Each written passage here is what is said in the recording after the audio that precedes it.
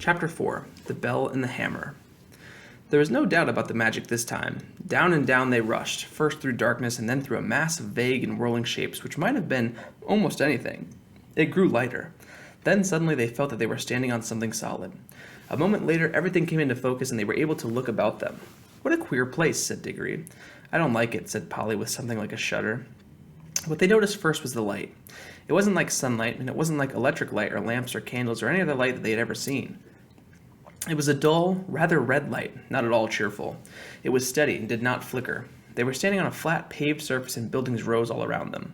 There was no roof overhead. They were in a sort of courtyard. The sky was extraordinarily dark, a blue that was almost black. When you had seen that sky, you wondered that there should be any light at all. "It's very funny weather here," said Diggory. "I wonder if we've arrived just in time for a thunderstorm or an eclipse." "I don't like it," said Polly. Both of them, without quite knowing why, were talking in whispers, and though there was no reason why they should still go on holding hands after the jump, they didn't let go. The walls rose very high all around that courtyard. They had many great windows in them, windows without glass, through which you saw nothing but black darkness. Lower down there were great pillared arches, yawning blackly like the mouths of railway tunnels. It was rather cold. The stone of which everything was built seemed to be red, but that might only be because of the curious light. It was obviously very old. Many of the flat stones that paved the courtyard had cracks across them. None of them fitted closely together, and the sharp corners were all worn off. One of the arched doorways was half filled up with rubble. The two children kept on turning round and round to look at the different sides of the courtyard. One reason was that they were afraid of somebody, or something, looking out at all those windows at them when their backs were turned. "Do you think anyone lives here?" said Diggory at last, still in a whisper. "No," said Polly. "It's all in ruins. We haven't heard a sound since we came." "Let's stand still and listen for a bit," suggested Diggory. They stood still and listened, but all they could hear was the thumping of their own hearts. This place was at least as quiet as the wood between the worlds, but it was a different kind of quietness. The silence of the wood had been rich and warm. You could almost hear the trees growing and full of life. This was a dead, cold, empty silence. You couldn't imagine anything growing in it. "Let's go home," said Polly. "But we haven't seen anything yet," said Diggory. "Now we're here, we simply must have a look around." "I'm sure there's nothing at all interesting here. There's not much point in finding a magic ring that lets you go into other worlds if you're afraid to look at them when you've got there." "Who's talking about being afraid?" said Polly, letting go of Diggory's hand. "I only thought you didn't seem very keen on exploring this place." "I'll go anywhere you go." "We can get away the moment we want to," said Diggory. "Let's take off our green rings and put them in our right-hand pockets. All we've got to do is remember that our yellow rings are in our left-hand pockets. You can keep your hands as near your pocket as you like, but don't put it in or touch your yellow and vanish." They did this and went quietly up to one of the big arched doorways which led to the inside of the building, and when they stood on the threshold and could look in, they saw it was not so dark inside as they had thought at first. It led to a vast, shadowy hall, which appeared to be empty, but on the far side there was a row of pillars with arches between them, and through those arches there streamed in some more of the same tiered-looking light. They crossed the hall, walking very carefully for fear of holes in the floor or of anything lying about that they might trip over. It seemed like a long walk when they had reached the other side, and they came out through the arches and found themselves in another and larger courtyard. "That doesn't look very safe," said Polly, pointing at a place where the wall bulged outwards and looked as if it were ready to fall over into the courtyard. In one place a pillar was missing between two arches, and the bit that came down to where the top of the pillar ought to have been hung, there was nothing to support it. Clearly the place had been deserted for hundreds, perhaps thousands of years. "If it's lasted till now, I suppose it'll last a bit longer," said Diggory, "but we must be very quiet. You know a noise sometimes brings things down, like an avalanche in the Alps." They went on and out of the courtyard into another doorway, and up a great flight of steps and through vast rooms that opened out of one another until you were dizzy, with the mere size of the place. Every now and then, they thought they were going to get out into the open and see what sort of country lay around the enormous place. But each time they only got into another courtyard. They must have been magnificent places where people were still living there. In one there had even been a fountain. A great stone monster with a widespread wings stood up with its mouth open, and you could still see a bit of piping at the back of its mouth out of which the water used to pour. Under it was a wide stone basin to hold the water, but it was as dry as a bone. In other places there were the dry sticks of some sort of climbing plant, which had wound itself round the pillars and helped to pull some of them down, but it had died long ago. And there were no ants or spiders or any other living things you'd expect to see in a ruin. And where the dry earth showed between the broken flagstones there was no grass or moss. It was all so dreary and all so much the same that even Diggory was thinking they had better put on their yellow rings and get back to the warm, green, living forest of the in-between place, where they came to two huge doors of some metal that might possibly be gold. One stood a little ajar, so of course they went to look in. Both started back and drew a long breath, for here at last was something worth seeing. For a second they thought the room was full of people, hundreds of people, all seated and all perfectly still. Polly and Diggory, as you may guess, stood perfectly still themselves for a good long time, looking in. but presently they decided what they were looking for could not be real people. There was not a movement nor the sound of a breath among them all. They were like the most wonderful waxworks you ever saw. This time, Polly took the lead. There was something in this room which interested her more than it interested Diggory.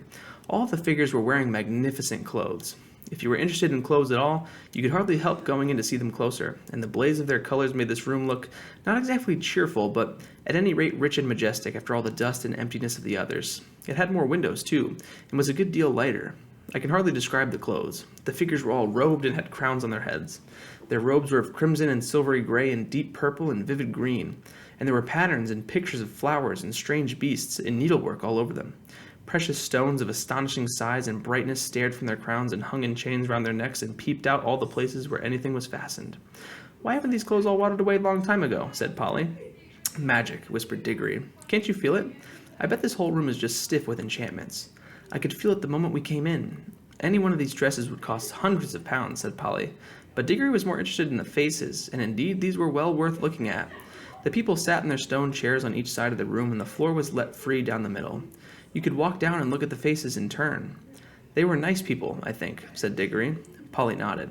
All the faces they could see were certainly nice. Both the men and women looked kind and wise, and they seemed to come off a handsome race. But after the children had gone a few steps down the room, they came to faces that looked a little different. These were very solemn faces. You felt you would have to mind your P's and Q's if you ever met living people who looked like that. When they had gone a little further, they found themselves among faces they didn't like. This is about the middle of the room. The faces here looked very strong and proud and happy, but they looked cruel. A little further on, they looked crueler. Further on again, they were still cruel, but they no longer looked happy. They were even despairing faces, as if the people they belonged to had done dreadful things and also suffered dreadful things. The last figure of all was the most interesting, a woman even more richly dressed than the others, very tall, but every figure in that room was taller than the people of our world, with a look of such fierceness and pride that it took your breath away. Yet she was beautiful, too. Years afterwards, when he was an old man, Diggory said he had never in all his life known a woman so beautiful. It was only fair to add that Polly always said she couldn't see anything specially beautiful about her. This woman, as I said, was the last, but there were plenty of empty chairs beyond her, as if the room had been intended for a much larger collection of images. "I do wish we knew the story that's behind all this," said Diggory. "Let's go back and look at the table sort of thing in the middle of the room." The thing in the middle of the room was not exactly a table. It was a square pillar about 4 feet high, and on it there rose a little golden arch from which there hung a little golden bell. And beside this there lay a little golden hammer to hit the bell with. I wonder, said Diggory. "There seems to be something written here," said Polly, stooping down and looking at the side of the pillar. "By gum, so there is," said Diggory. "But of course we shan't be able to read it." "Shan't we? I'm not so sure," said Polly. They both looked at it hard, and as you might have expected, the letters cut in the stone were strange. But now a great wonder happened, for as they looked, though the shape of the strange letters never altered, they found that they could understand them. If only Diggory had remembered what he himself had said a few minutes ago, that this was an enchanted room, he might have guessed that the enchantment was beginning to work. But he was too wild with curiosity to think about that. He was longing more and more to know what was written on the pillar, and very soon they both knew. What it said was something like this, at least this is the sense of it through the poetry. When you read it, there, it was better. "Make your choice, adventurous stranger, strike the bell and bide the danger, or wonder till it drives you mad what wonder would have followed if you had." "No fear," said Polly, "we don't want any danger." "Oh, but don't you see it's no good," said Diggory. "We can't get out of it now. We shall always be wondering what else would have happened if we had struck the bell. I'm not going home to be driven mad by always thinking of that. No fear." "Don't be silly," said Polly, as if anyone would. "What does it matter what would have happened? I expect anyone who's come as far as this is bound to go on wondering till it sends him dotty. That's the magic of it, you see. I can feel it beginning to work on me already." "Well, I don't," said Polly crossly, "and I don't believe you do either. You're just putting it on." "That's all you know," said Diggory. "It's because you're a girl. Girls never want to know anything but gossip and rot about people getting engaged." "You look exactly like your uncle when you said that," said Polly. "Why can't you keep to the point?" said Diggory. "What we're talking about is how exactly like a man," said Polly in a very grown-up voice, but she added hastily in her real voice, "And don't say I'm just like a woman, or you'll be a beastly copycat." "I should never dream of calling a kid like you a woman," said Diggory loftily. "Oh, I'm a kid, am I?" said Polly, who was now in a real rage. "Well, you needn't be bothered by having a kid with you any longer then. I'm off. I've had enough of this place. And I've had enough of you too, you beastly stuck-up obstinate pig."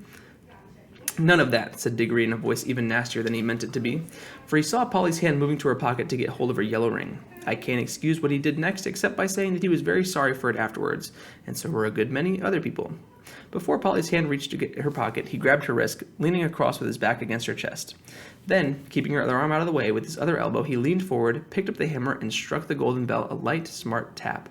Then, he let her go, and they fell apart, staring at each other and breathing hard. Polly was just beginning to cry, not with fear, and not even because he had hurt her wrist quite badly, but with furious anger. Within 2 seconds, however, they had something to think about that drove their own quarrels quite out of their mind. As soon as the bell was struck, it gave out a note, a sweet note, such as you might have expected, and not very loud. But instead of dying away again, it went on, and as it grew on, it went louder. Before a minute had passed, it was twice as loud as it had been to begin with. It was soon so loud that if the children had tried to speak, but they weren't thinking of speaking now, they were just standing with their mouths open, they would not have heard one another. Very soon it was so loud that they could not have heard one another even by shouting. And still it grew, all on one note, a continuous sweet sound, though the sweetness had something horrible about it, till the air in that great room was throbbing with it, and they could feel the stone floor trembling underneath their feet. Then at last it began to be mixed with another sound, a vague, disastrous noise which sounded first like the roar of a distant train, and then like the crash of a falling tree. They heard something like great weights falling. Finally, with a sudden rush and thunder, and a shake that nearly flung them off their feet, about a quarter of the roof at one end of the room fell in. Great blocks of masonry fell around them, and the walls rocked. The noise of the bell stopped. The clouds of dust cleared away. Everything became quiet again. It was never found out whether the fall of the roof was due to magic or whether that unbearably loud sound from the bell just happened to strike the note which was more than those crumbling walls could stand. "There, I hope you're satisfied now," panted Polly. "Well, it's all over anyways," said Diggory, and both thought it was, but they had never been more mistaken in their lives.